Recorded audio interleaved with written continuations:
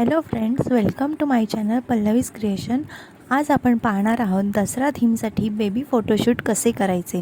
सर्वप्रथम आपण पाहणार आहोत विद्येची देवता सरस्वतीचे प्रतिकात्मक चित्र कसे काढायचे ते. 5 किंवा 7 लाईन्सचा वापर करून तुम्ही काढू शकता. सरस्वतीचे चिन्ह तुम्ही एखाद्या कागदावर किंवा पाटीवर काढू शकता. त्यातील वेगवेगळ्या प्रांतात वेगवेगळ्या प्रकारे दसरा सण साजरा केला जातो. आपल्या महाराष्ट्रात घराला आंब्याच्या पानांचे, भाताचे कणीस आणि झेंडूच्या फुलांचे तोरण लावले जाते. येथे मी चॉकलेटी कलरचे कापड घेऊन घराचे छप्पर दाखवत आहे, परंतु व्हिडिओ रेकॉर्डिंगमध्ये वरची साईड रेकॉर्ड झाली नाही. आता मी आंब्याची पानं, भाताचा कणीस आणि झेंडूची फुले यांचा वापर करून तोरण दाखवत आहे.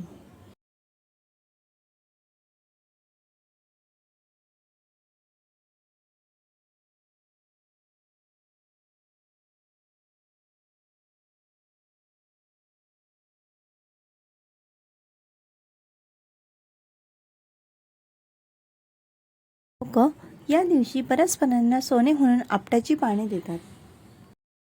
येथे मी हिरव्या कलरचे कापड घेऊन त्याला आपट्याच्या पानाचा आकार दिला आहे आणि त्यावर बेबीचा करंट मंथ नंबर झेंडूच्या फुलांनी काढला आहे.